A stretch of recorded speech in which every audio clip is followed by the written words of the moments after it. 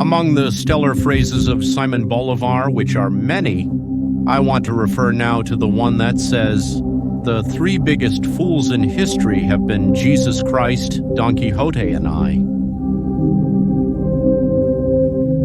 At the distance of life and in the position that may correspond to me within the Venezuelan ranking, I have intended to be one more fool, similar to those included in the phrase, fighting for an ideal that is none other than that of a dignified, prosperous, and strong Venezuela.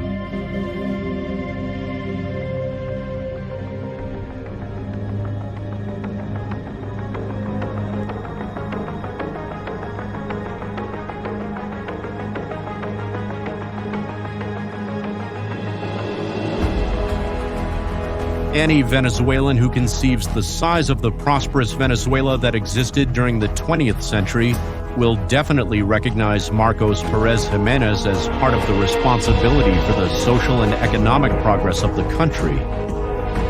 The memory of this era continues to awaken deep feelings in Venezuelans. The improvement in the quality of life of the population left an indelible mark on the collective memory. And it is that the mystique around his name still generates 6 decades later heated debates as if it were a recent event. It's not just a period that stands out in the past, but the most loved and most hated government in our history of the 20th century. The government of the new national ideal deserves a description faithful to historical truth, away from myths and passions. In this documentary, we are going to tell you about Marcos Pérez Jiménez and the Great Leap of Venezuela.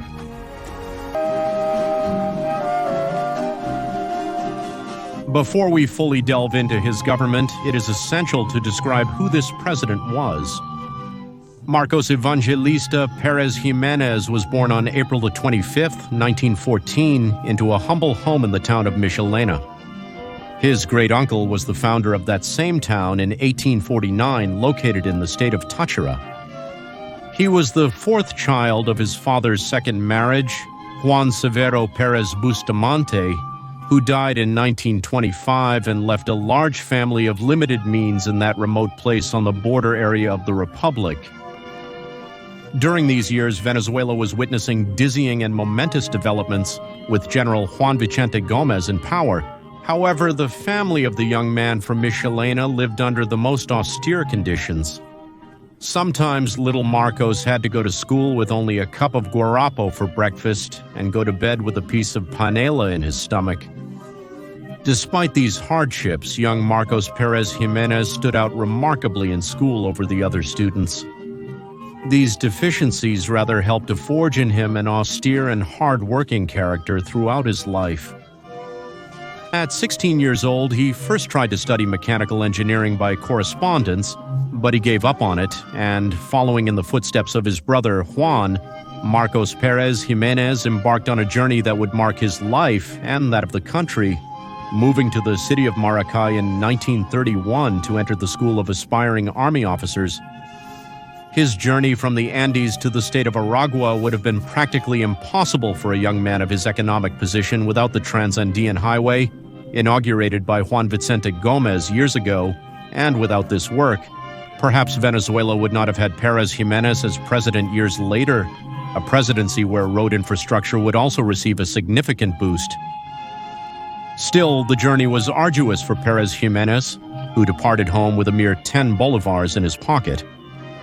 Sometime later, he would recount this journey to Maracay to his minister Valenila Lance, telling him that, quote, "I have sworn that no other young officer will suffer as I did. You will experience the military lifestyle." After a youth filled with economic hardships and uncertainties, Pérez Jiménez graduated from military school in 1934 with the title of senior ensign, being the student with the highest grades in his entire class. In the same year of his graduation, he is appointed commander of an important regiment in Maracay, thus began in Maracay his outstanding military career. Of the future president of the Republic after the death of General Juan Vicente Gómez, in 1935, Second Lieutenant Marcos Pérez Jiménez is transferred to Caracas and promoted to lieutenant, and with notable professional dedication, he continued to rise in the military hierarchy. until he became commander of the military course at the Caracas Military School. In 1939, he made a second trip that would mark his life, but this time abroad in order to enhance his military training.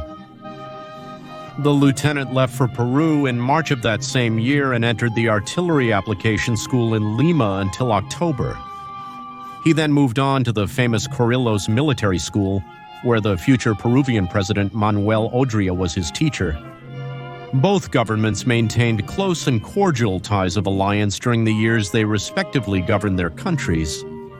After studying and cultivating that transcendental friendship with Odria at the Corrillos Military School, Pérez Jiménez moved on to the Superior War School to follow a staff course, and in 1941 he was promoted to captain for his very high grades, displaying an intelligence and discipline that very few military men showed. And it is worth noting that in all his promotions he always boasted the merit of being the youngest officer of the respective rank.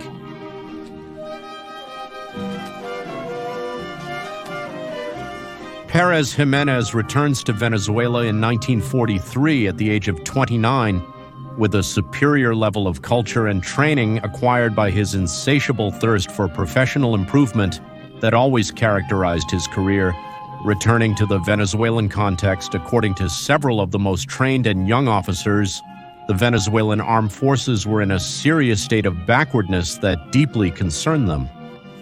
At that time, the democratic and constitutional government of Isaías Medina Angarita maintained a regime of civil liberties that was being exploited by the left to unleash the fiercest opposition against him. Coming from his studies in Peru, which allowed him to observe a superior development of the military institution and acquire his modernizing vision, the young Pérez Jiménez joined the Ayacucho Artillery Battalion, and this is when he receives his first sanction of his entire career. He served a month of disciplinary arrest because he heatedly argued with his superior about the need for a reform in the education system of the military instruction that was given to recruits at that time. Captain Pérez Jiménez refused to give explanations of what happened, and everyone was surprised by the attitude of the officer from Táchira, who had always shown total rectitude in his career.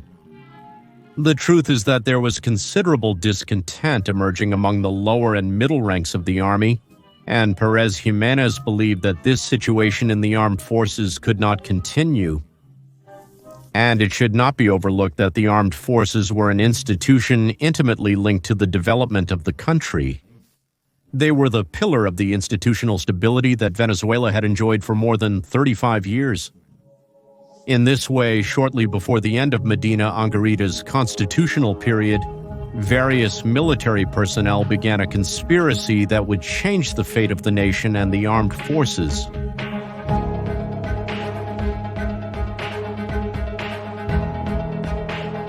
Pérez Jiménez and other military personnel founded the Military Patriotic Union, a conspiratorial lodge resembling Peruvian ones. Since the official candidate of the government party, Diogenes Escalante, fell ill, the officers involved in the lodge determined that the insurrection would definitely be executed in 1945. Meanwhile, Rómulo Betancourt, prominent founder of the Democratic Action Party, was already aware of the plans of this sector of the armed forces, but was still doubtful about committing his entire organization to this coup. His party, which had less than 20,000 members, had supported the candidacy of the government's official candidate, Diogenes Escalante, because of his democratic promises. But with the candidate falling ill, they were faced with the dilemma of whether or not to join the military.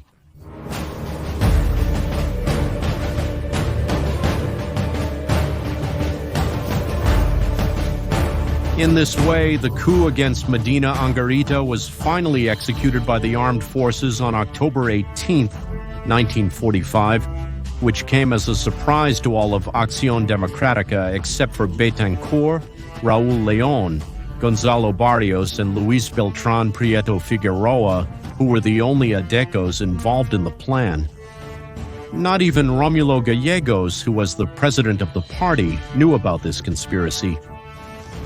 Notably, Pérez Jiménez was arrested shortly before the coup was executed due to the discovery of his involvement in the conspiracy. So the ringleader of the plan experienced the coup d'etat locked up in a dungeon. But when the coup succeeded, Officer Gocho was released because General Medina Angarita wanted to surrender to him directly. Once the objective was achieved, with the new control of the armed forces and the country in their hands, the officers decided to hand over political power to the Democratic Action Party.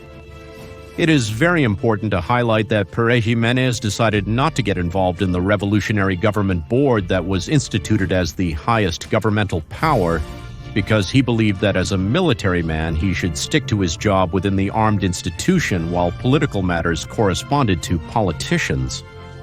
As a final consideration about this coup d'etat that was transcendental in the history of Venezuela, we must emphasize that Pérez Jiménez's study trip to Peru greatly influenced his decision, as these military schools in Lima infected him with the desire to improve and develop the country's backward armed forces. Without that trip, a Pérez Jiménez who risks his career and even his life to improve his institution and soon Venezuela is unexplainable. After the overthrow of Medina Angarita and the break of more than 35 years of institutional peace, the first Democratic Action government begins, which would only last 3 years. The ADECO triennium, a period of civil government first ruled by Rómulo Betancourt and then Rómulo Gallegos, elected by direct and universal vote, was characterized by the exponential increase in state bureaucracy, by the partisan sectarianism exercised from power, by a climate of constant political conflict among the population, by confrontations with the Catholic Church, censorship of the press, abuses against innocent former officials through courts lacking legal principles, by numerous attacks against the opposition through armed militias created by the ruling party, and by the return of political prisoners and torture. With this serious climate, the important diatribe about whether they should intervene again in the national political future was once again presented to the army officers. In this way, faced with the inability of the civil and democratic government to maintain stability and address the complex problems the country was experiencing, on November 24, 1948, the National Armed Forces overthrow Rómulo Gallegos and assume political control of Venezuela, instituting a military government junta headed by Carlos Delgado Chalbo with the promise of returning social peace to the country. The National Armed Forces, faced with the inability of the national government to resolve the country's system crisis, in view of the intrusion of extremist political groups in national life, made evident this morning by the decision of a general strike of incalculable consequences, and in the face of incitement to the masses to commit acts of vandalism and disrupt public order, have fully assumed control of the situation to ensure the security of the entire nation and achieve the definitive establishment of social peace in Venezuela. This military junta was also made up of Marcos Pérez Jiménez as defense minister and Luis Felipe Llovera Páez. Almost all the actors who opposed the ADECO triennium supported the new military junta, and there was practically no resistance against the coup d'etat. Democratic Action badges and cards were abundant in the country's streets that had been voted on by their members. 48 hours after the coup, all national life had returned to normal. The first ADECO government had come to an end and no one seemed to be bothered by it, except for the ADECOs themselves, who immediately did not hesitate to start conspiring by all possible means, including the armed way. But the new government, considering the war material they found in the premises of Democratic Action, and considering their recent insurrectional past, decided to dissolve said party, which would start a long journey of clandestine activities.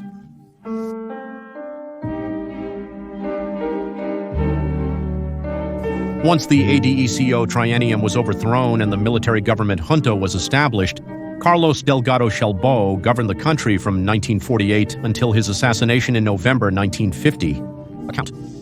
Today, many people still attribute Marcos Pérez Jiménez as the mastermind behind this assassination.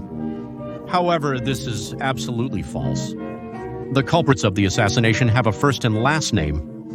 The executor of the kidnapping of President Carlos Delgado Chalbo was Rafael Simon Urbina, to whom the government had denied the return of several assets that had previously been stripped from him, and who allegedly had plans against the entire military junta. The initial goal of the kidnappers was never to kill the president, but Delgado Chalbo confronted them and received the shots that ended his life. Another reason why Pérez Jiménez cannot be accused of having been involved is that he already had enormous power within the armed forces that he himself was beginning to modernize, and numerous times he rejected the opportunity to have political prominence, as he was much more comfortable being the active military with the highest authority among his peers, while Delgado Chalbo efficiently took care of the political affairs that were more typical of his personality. When the murder occurs, it is not Pérez Jiménez who assumes political power, but German Suarez Flamerich, while the Táchira native continued to be the Minister of Defense. As Pérez Jiménez would say in an interview several decades later, with the disappearance of Delgado Chalbo, the whole nation and the armed institution were harmed. In fact, he still tried to stay within the armed forces and not assume political leadership, but circumstances forced him to intervene more and more in government affairs. It is also not a minor detail that Carlos Delgado Chalbo was a first cousin of Flor Chalbo, the wife of Pérez Jiménez, both of whom were emotionally affected by the loss of this member so close to their family. Finally, more than 7 decades have passed since the murder of Carlos Delgado Chalbo, and those who blame Pérez Jiménez for his murder to this day continue without presenting any evidence that links him to the crime. Returning to the period between 1948 and 1952, despite the adversities presented by the assassination, the management of the board that governed the country in this period presented positive results and superior to those of the ADECO triennium. Roads, industry, agriculture were promoted, and important work was done in healthcare and in the fight against the main diseases and epidemics that were plaguing the country. When measuring during this management the amount of kilometers of roads built and paved, the bridges built, the worker and rural houses made, the deforestation of hectares for planting, the distribution of hectares to the producing population, the creation of training centers for agriculture or the provision of thousands of hospital beds, the campaigns for attention and immunization against malaria, smallpox, diphtheria, and typhoid fever, as well as the creation of dozens of services to treat venereal diseases. When all these variables are measured during this period, in absolutely all there was a performance much superior to that of the previous civil government. And it shows that, contrary to numerous historical distortions, the military junta, which replaced the ADECO triennium, not only was especially concerned with social policy, but objectively surpassed what Acción Democrática did during the years they first governed Venezuela. And the data that supports this can be seen in detail in the video description. After this period, the government junta decided to call an electoral process for the formation of a constituent Congress that would draft a new constitution and elect a new president. In the absence of Delgado Chalbo, Pérez Jiménez was the only factor that brought together the trust of the actors in power. After elections questioned as fraudulent by the opposition, who were also secretly conspiring to overthrow the government, Junta Colonel Marcos Pérez Jiménez assumed the presidency of the Republic on December 2, 1952. That same day, which would be an important date throughout his government, he presented to Venezuela the doctrine that would guide his management, called the New National Ideal. It is very important to stop at this ideological base, as it is often omitted or underestimated. This doctrine held that the purpose of the state is the economic, legal, and social protection of the Venezuelan. The national ideal was based on the elevation and utilization of Venezuelan human capital to place Venezuela at the pinnacle of America, To achieve this, the goal was to transform the physical environment and improve the moral, intellectual, and material conditions of the population.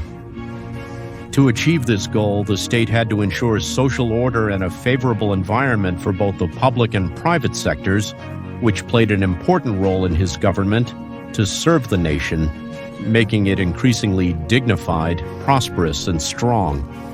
And this doctrine had as its main pillar the national history as an inexhaustible source of pride and moral values.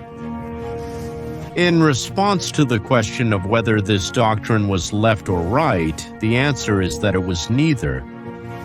Pérez Jiménez made it very clear that he was not a man of dogmas and did not seek to pigeonhole himself between socialism or capitalism, so his government cannot be compared, as is customary, with other Latin American military dictatorships like Pinochet's dictatorship. He was simply a pragmatic man who believed that what was productive for the country was to take from dogmas only those things applicable in reality that were positive for the Venezuelan community.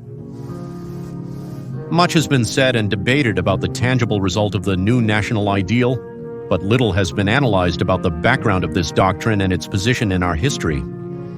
The interpretation that it deserves is that the political project of Marcos Pérez Jiménez reaffirmed that Venezuela had the necessary human capital to place the country in the position of honor that corresponds to it, thus fulfilling its historical destiny as a leading nation of America.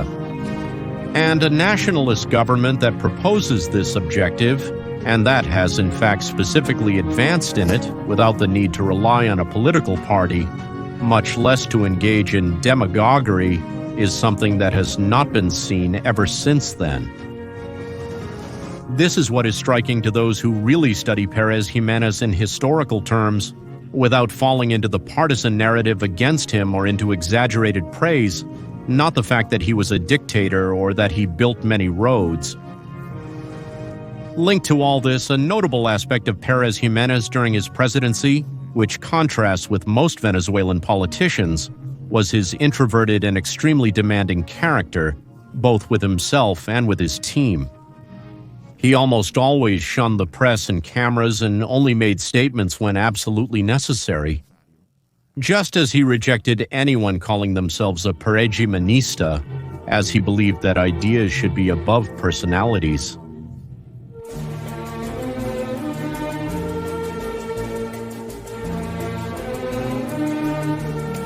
Very well, the famous government of Marcos Pérez Jiménez begins in 1952. So let's talk with data and evidence about this controversial stage so surrounded by myths. For some, the best government in our history, for others, a period full of terror that does not deserve the slightest recognition. Let's start talking about the economic and social performance, which, while not everything, represents the fundamental basis for the development of other areas of national life. Then we will address the dictatorial repression for which he is usually negatively pointed out. The first thing that must be affirmed is that the growth of the Venezuelan economy during the government of the new national ideal was exceptional and unprecedented in the history of Venezuela. Between 1950 and 1957, the growth of fiscal income was approximately 10% per year, being the country that grew the most in this area in the Western Hemisphere. In terms of monetary policy, the government notably excelled in price stability and exchange rate stability, with a dollar that always remained at 3.35 bolivars. This debunks the myth that says the bolivar was worth more than the dollar. But the truth is that our currency was one of the strongest in the world. And this climate of dizzying economic progress, which was noticeable all over the world, influenced the massive migration of Europeans to the country in search of better living conditions. It is estimated that 332,000 Europeans entered Venezuela between 1950 and 1958, a record figure in national migration history. In turn, the government's spending policy was characterized by a reasonably high level of spending aimed at the development of public works, a low tax burden for consumers and businesses, and a balanced public budget with responsible administration. The abundant income from oil was sufficient to cover the vast work of the government without the need to incur fiscal deficits or burden the country with international loans. It is crucial to note that at the end of Pérez Jiménez's term, Venezuela owed nothing to anyone abroad, and the public sector had a surplus of more than 1,800 million bolivars. On the other hand, very relevant, although oil did represent a significant source of income, this did not mean a delay or abandonment of other areas of our economy, as we will demonstrate below. For example, between 1950 and 1957, the non-oil gross domestic product grew by 9.1% year-on-year, far surpassing the results obtained in the same indicator by all subsequent governments to his period and many other governments from other countries. Likewise, the gross industrial product during the government of the national ideal showed high and sustained growth throughout the period, which denies that supposedly the government abandoned the national industry to only focus on oil. And one cannot lose sight of the importance of the national industry for job stability and the economic autonomy of any country.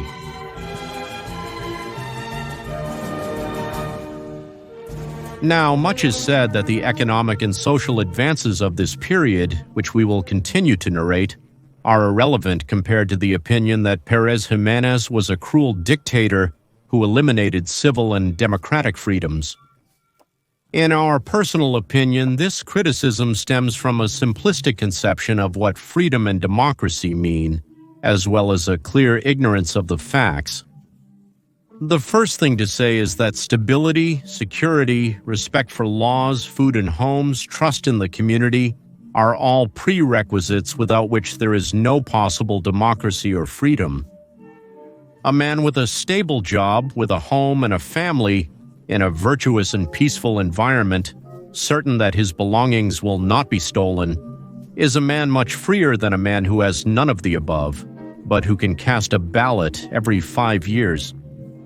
Freedom and deep democracy are based on governments that adapt to the interests of the population, not on changes of president or on the privilege of a few to say anything in the press. On the other hand, the universal democracy that is claimed to be non-existent in this period of government was a system practically never tested in the Republican history of Venezuela, in addition to being a system conceived by countries with a social nature very different from the Venezuelan one. The most recent example of this system being tested was the ADECO triennium, which resulted in serious consequences for the country. And it's worth mentioning that during the government of the new national ideal, there were republican institutions, a constitution, equality before the law, and the 3 traditional powers typical of a republic. Finally, on this point, indeed there were political prisoners, there were limitations on the press, and there was torture, as there was in previous governments and in subsequent democratic governments, even on a larger scale. But it should be noted, as is well documented, that those persecuted by the military junta and by the government of Pérez Jiménez were a tiny group of insurgents who had shown they were determined to assassinate the high military command. Since 1949, democratic action, along with other left-wing elements, began to organize an armed resistance that attempted to carry out at least 7 coups against the government, like the attempt led by Wilfredo Omana in 1952. Just as they attempted bloody attacks like the one that intended to assassinate the entire government junta with 120 homemade bombs in 1951. Even Romulo Betancourt, whose directives from exile were mocked by those who risked their lives in Venezuela, planned from Costa Rica the Operation Berta, an invasion project financed by who was months away from becoming the new Costa Rican president. For this, they bought a vessel in Honduras equipped with machine guns and ammunition for 500 men that was supposed to meet in high sea with another vessel that would arrive in the state of Sucre, with the aim of taking different garrisons. However, this action was postponed until the boat crashed, and the same weapons that would be used by democratic action ended up being delivered to a Cuban conspiracy led by a man named Fidel Castro against Fulgencio Batista. And despite the continuous attempts to overthrow the government, Pérez Jiménez closed the Guasina prison in 1952, released hundreds of political prisoners throughout his term, and authorized a visa for the return of all exiles in 1956, including Rómulo Betancourt and Rómulo Gallegos. On the accusations of being undemocratic, Pérez Jiménez expressed to Congress in 1957, "Democracy is reality in good, strength in respect, action in virtue." It is, in a word, to make happiness a common cause of the peoples, as in Venezuela, where we are leveling up and correcting imperfections to give the best to the inhabitants of the country.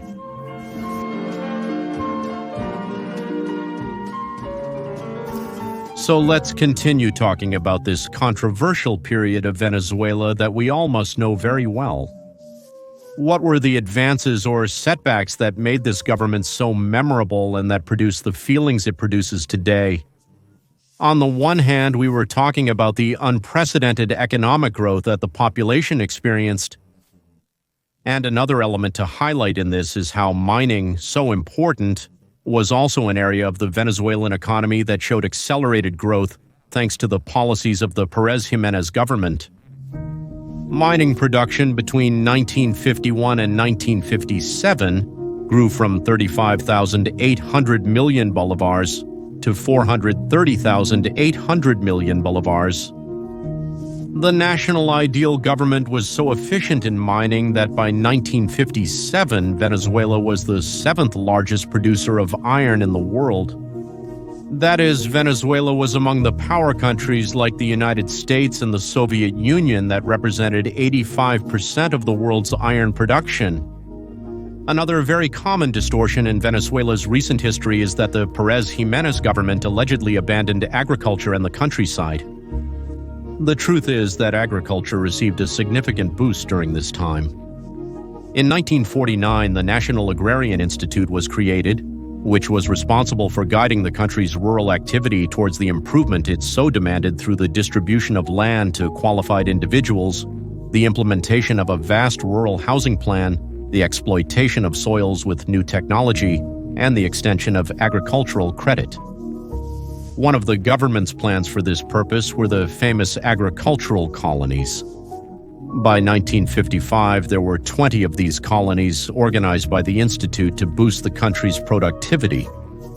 Perhaps the most remembered of all was the famous colony of Turén, where hundreds of Italian families settled. That same year, 204 kilometers of roads and paths and 462 kilometers of drainage channels intended for agricultural activity were built. In addition to Turén, another important project carried out during those years was the Guarico Reservoir, being one of the largest irrigation systems built in the Latin American region.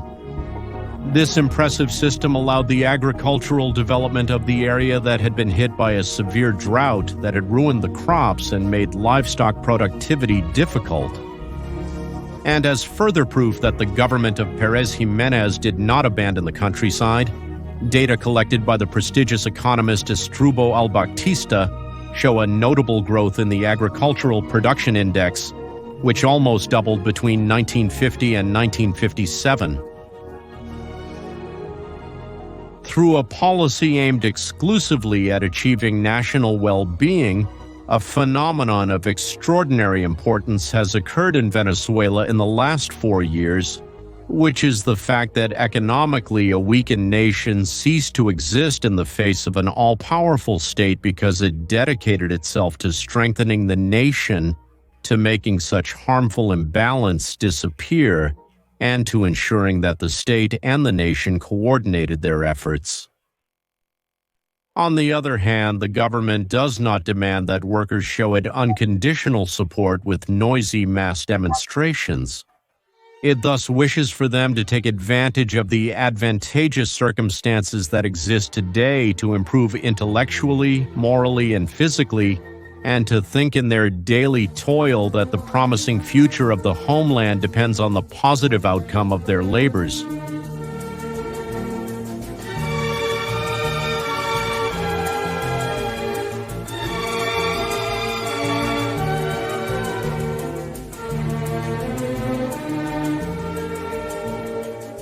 The truth is that beyond the coup attempts, which were far from successful, tranquility reigned in the country during those years, and life continued its normal course, especially in the period after 1953, when Pérez Jiménez was already president and the clandestine resistance was practically extinct. An aspect whose magnitude is often underestimated during this period is that of road infrastructure and its importance for the living conditions of the population. As mentioned earlier, road infrastructure significantly improved under the Pérez Jiménez government. Never in the history of Venezuela was so much built in such a short time, nor was so much invested again. During his government, the investment in road infrastructure represented 11% of the total government budget. In this way, with rigorous supervision between 1952 and 1957, the government built 14,628 kilometers of asphalt and gravel roads nationwide. That is an average of 2,900 kilometers per year. By way of comparison with the subsequent governments of Acción Democrática and Social Christian Party between 1958 and 1980, an average of only 1,600 kilometers per year were built, almost half of what the Pérez Jiménez government built, despite the fact that the subsequent governments had much higher revenues. Among the most important roadworks are the Caracas-La Guaira Highway, one of the most important engineering works of the time. Notable is the Francisco Fajardo Highway, the most important in Caracas, that extends from the east to the west of the city, the Pan American Highway, the urban system of nationality in Caracas that leads to the famous Paseo de los Próceres, the East Avenue of Valencia, the Santa Barbara Encontrados and Cumanaguanta roads, the Valicocha Highway, which is another of the most important routes in the capital, the Barquisimeto-Carora Road, and the Central Regional Highway, the main and busiest highway in Venezuela to date. These and many other roadworks executed and completed in this period should not be considered as an ostentatious cement policy that brought no utility to the population, as Rafael Caldera once stated in a political rally of his party, referring to the construction of the Caracas-La Guaira Highway. The development of the road network was an essential element for national integration, which resulted in the socio-cultural and economic progress of the nation. Roads are essential for industrial development, agriculture, construction, and tourism. Without roads, it is impossible for the worker to commute to their workplace. Without streets, the teacher cannot go to the school to give their classes, nor can the students go to receive them. Anyone who downplays the importance of the construction of the national road network during this government does not conceive the magnitude of the social development that this provided.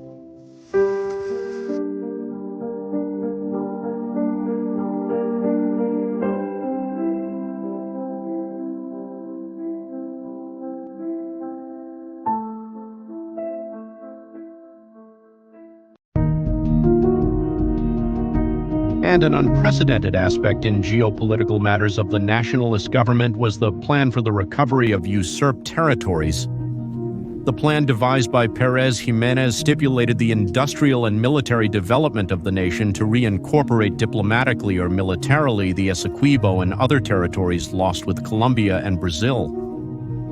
According to documents of the time, in a meeting of the High Military Command in 1953, Pérez Jiménez expressed the need to organize and strengthen the Venezuelan presence in the Essequibo and improve the conditions of the army in the adjacent areas of the de facto border. The plan met its initial industrial and military objectives, but it was paralyzed once Pérez Jiménez left power.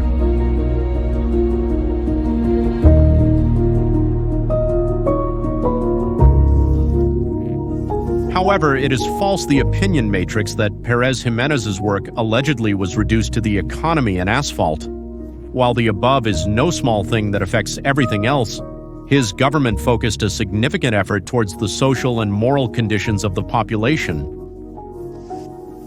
One of the policies that contributed to this and that still resonates today was the so-called Extraordinary Plan Cero Piloto, This plan sought to satisfy the broad housing demand by replacing the pre-existing ranches in Caracas with large units called superblocks. It was the most ambitious housing project in the world that sought to serve 38.5% of the total population of the capital who lived in ranches by 1953. This plan was based on a philosophy that not only sought a material improvement of the neighborhoods, but also understood the physical and aesthetic environment of a community as a fundamental element in the mentality and morals of the population. During the government of Pérez Jiménez, 12 urbanizations were built in Caracas, among which stand out the urbanization of December 2nd, known today as January 23rd, the Lomas de Urdaneta urbanization, the El Paraíso urbanization, and the Simon Rodriguez urbanization. Although a policy like this takes a lot of time and it was not possible to eradicate 100% of the slums in the capital, they were significantly reduced, leaving only some very confined ones, and thousands of families exchanged the neighborhoods for well-equipped housing. Unfortunately, the achievements made in Caracas during his administration did not last long, because the next government, after his fall, removed the restrictions on land settlements that allowed the formation of neighborhoods, and it also became government policy to facilitate the population with materials for the construction of slums.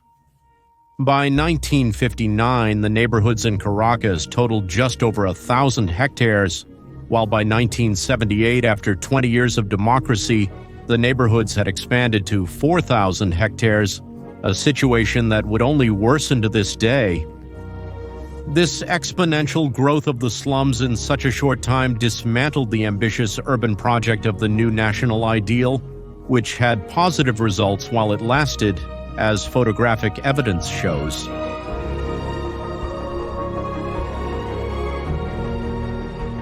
And to all this must be added the optimal levels of citizen security experienced during these years.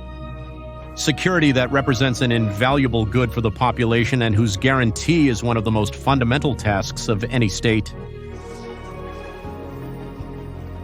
It is also often repeated that health and education were the areas most neglected by the government of Pérez Jiménez. But let's see if this is true. While education was not the area most promoted by the government, let's review the most important educational advances that were made during this administration and the plans not realized due to the fall of Pérez Jiménez. For 1955, the Organic Law of Education was enacted with the aim of raising the training and intellectual development of the country's inhabitants and contributing to their moral and physical improvement. As a result of educational policies, enrollment in preschool education increased like never before, especially in private schools. State-supported primary establishments also yielded excellent results, with an increase in educational centers and enrolled students. The total enrollment of students in primary school grew by approximately 158,000 students. In secondary education, it grew by 25,200 students, and in university education, it grew by 3,430 students between 1953 and 1957. Although university education was the least increased due to primarily addressing the severe deficiencies in primary and secondary education, there are certain milestones worth mentioning, such as the inauguration of the dazzling university city of Caracas in 1954, an educational complex that left people from all over the world awestruck. Also, the enrichment of bibliographic material to the Central University of Venezuela, the construction of the central building of the University of the Andes, and the beginning of private higher education with the foundation of the Andrés Bello Catholic University and the Santa Maria University. Contrary to the educational policy of democratic action, with its famous Decree 321, which proposed strong state control of public and private education, the government of Pérez Jiménez stimulated and encouraged private and religious education, which was so affected during the ADECO triennium.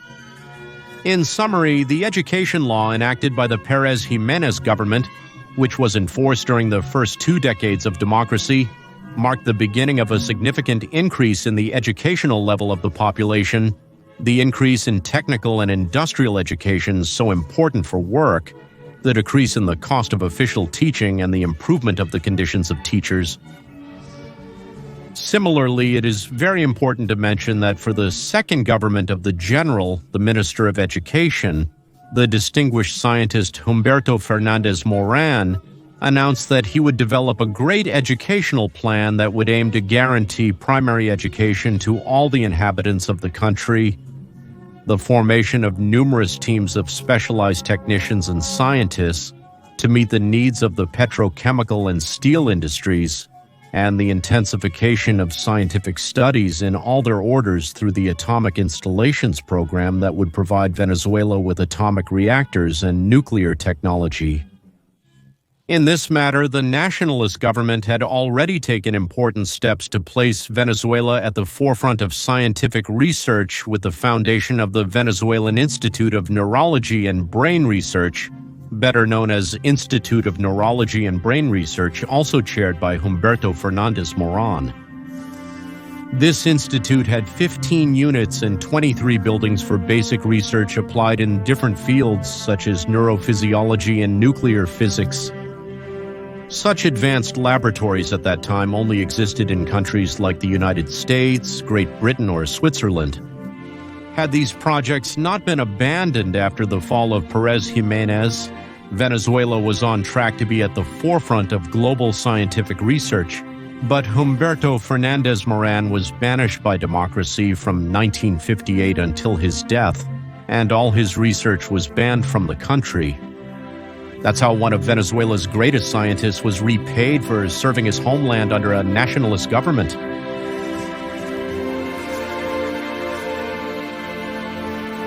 With what has been narrated so far, it is demonstrated that the great economic leap positively impacted other aspects of Venezuelan life, and the population was not living in backwardness. But if there was any doubt about it, it is important to highlight the improvements in the health of Venezuelans at this time, such as the significant reduction in the infant and newborn mortality rate between 1951 and 1956 that denies that there was no improvement in sanitary and medical conditions during the 50s. This is simply one of the most refutable lies about the presidency of Pérez Jiménez, and the figures also reveal a clear reduction in infectious and parasitic diseases, both in Caracas and in the rest of the country. This, added to the already mentioned increase in hospital centers, contrasts with any previous period. The Great Leap was not only economic, but also social. The principles of achieving national good have been applied in all orders of Venezuelan life, without distinguishing between social classes, geographical regions, or political conditions of citizens, because the policy of national good does not consist in flattery or deformation of popular feelings, but in their elevation and in the noble use of men in the Venezuelan environment.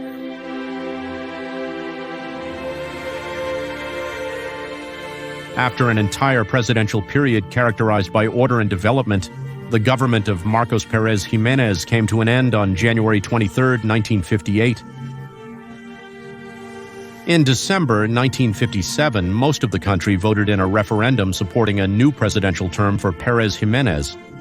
There are those who point to the results as fraudulent, although there is no compelling evidence to support this.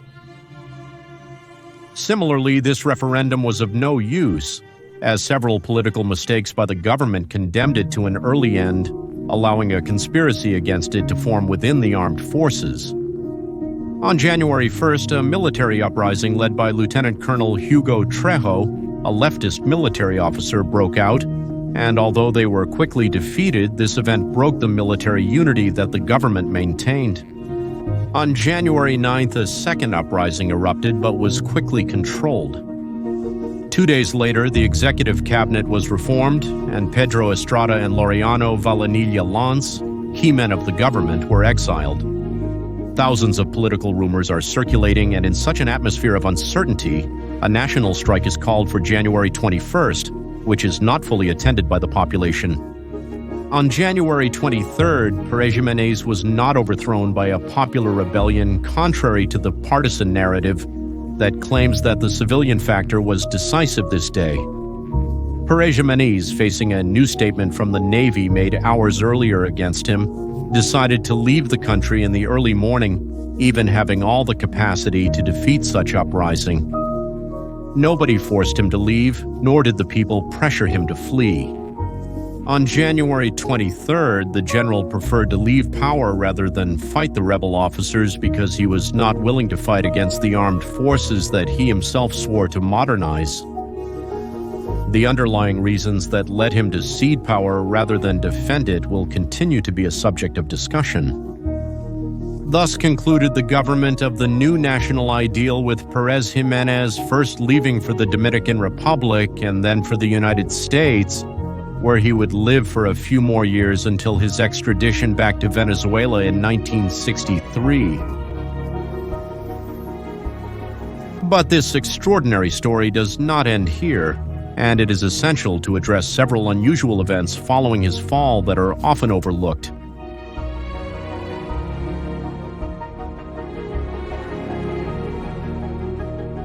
Something worth mentioning is that one of the factors that influenced the fall of Pérez Jiménez's government was the deterioration of diplomatic relations with the United States. In 1956, a Congress was established in Panama where the American presidents met. The Venezuelan government, following a nationalist foreign policy, proposed the creation of an international economic fund to solve problems affecting the population of the entire continent. Venezuela's goal was to contribute to the economic redemption of neighboring countries. And for that, everyone had to collaborate. At this point in Latin America, Venezuela was the sole nation with outstanding economic performance. But the proposal did not please the United States government, and they disqualified the project under the pretext that it had been proposed by a dictator. A year later, the Venezuelan government was forced to withdraw its proposal from the Economic Fund due to its continuous postponement. When Pérez Jiménez was ousted, allegations of human rights abuses and corruption against his toppled regime began to proliferate. The newly instituted board began to organize a criminal case against Pérez Jiménez, and in July 1959, when Betancourt was already governing the country, the Attorney General of Venezuela passed the case to the Federal Court of the United States, thereby requesting the extradition of Pérez Jiménez to Venezuela. Here began a long process because the Democratic Action government lacked sufficient evidence to prove the general's guilt in the alleged crimes. Pérez Jiménez was first accused of embezzlement and multiple political murders, such as that of Leonardo Ruiz Pineda. But the Venezuelan government did not even specify dates or material authors, nor did it describe how Pérez Jiménez allegedly committed acts of corruption. Although to this day the government of Pérez Jiménez is accused of multiple murders, the American judge in charge at the time dismissed the political crimes lawsuit in 1961 due to lack of evidence. However, the same judge considered that there was enough evidence for a prima facie accusation for corruption crimes, which is legally known as a prima facie.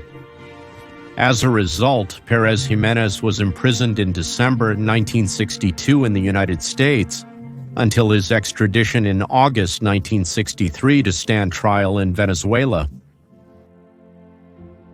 When this extradition and the lack of evidence for it is thoroughly investigated, it can be concluded that it was a political arrangement between the United States and the Betancourt government, rather than a legal judicial process.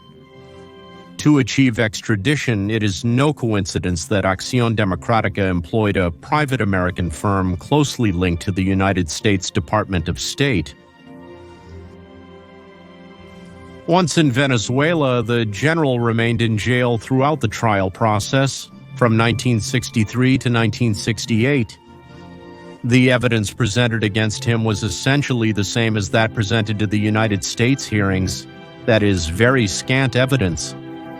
Surprisingly, the Supreme Court of Venezuela granted him a kind of absolution in its 1968 resolution.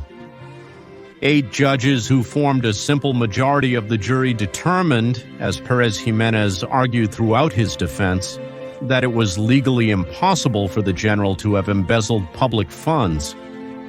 Marcos Pérez Jiménez was only found guilty of the lesser crime of continuous benefit from public office, known as profit from officials through the collection of commissions, so he was sentenced to more than 4 years in prison, but as he had already served them, he was immediately released and left the country for Spain, where he would live until his death in 2001.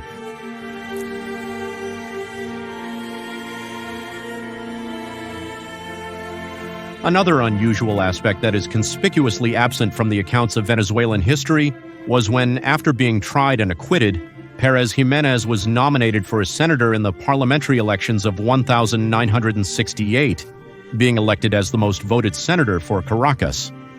However, the Supreme Court decided to annul his election. Later, in 1973, he was nominated for President of the Republic. However, the parties of the vibrant democracy, fearful of his high popularity, approved a constitutional amendment specifically dedicated to politically disqualifying Pérez Jiménez, preventing even the possibility of competing in the elections, and definitively condemning him to a long exile until his death. Other members of the nationalist government were not exempt from accusations after the overthrow of Pérez Jiménez, although most of them, it must be said, were acquitted for lack of evidence of their guilt. The national security agents were the most investigated for alleged crimes. The National Security was an intelligence body largely composed of well-trained and highly qualified public officials.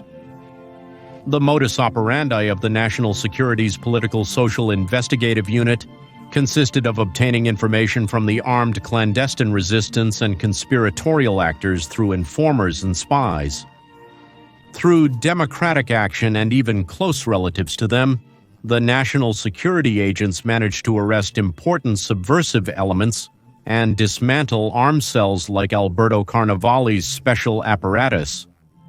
National security has been the historical object of all kinds of false accusations, and its history, like the history of its alleged crimes, such as the murder of Leonardo Ruiz Pineda, merit other investigations that will be published soon, like the special work we will be publishing very soon on the controversial figure of Pedro Estrada.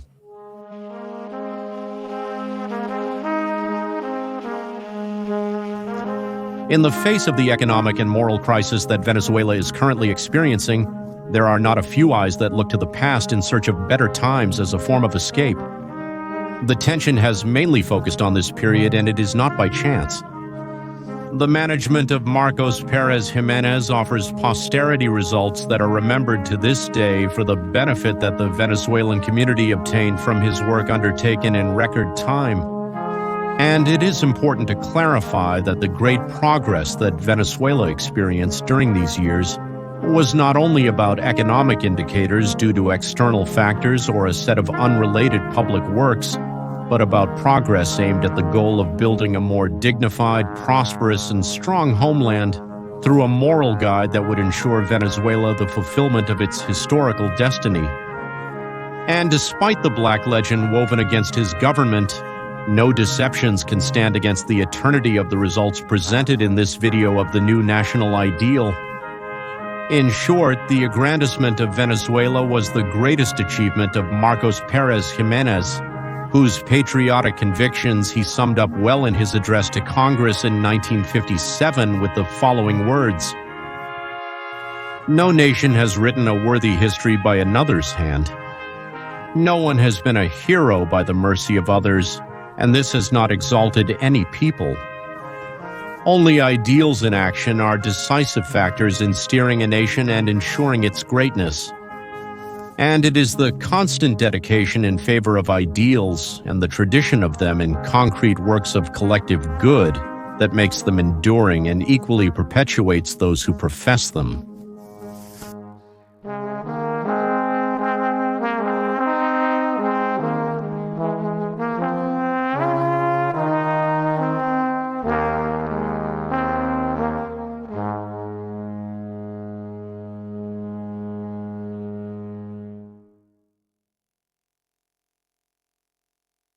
Thank you very much to everyone for watching this documentary. Don't forget to follow the new account of the New Encyclopedia on Instagram.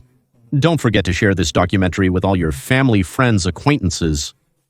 Remember to subscribe, comment, and show your appreciation. See you in the upcoming spectacular deliveries. See you later.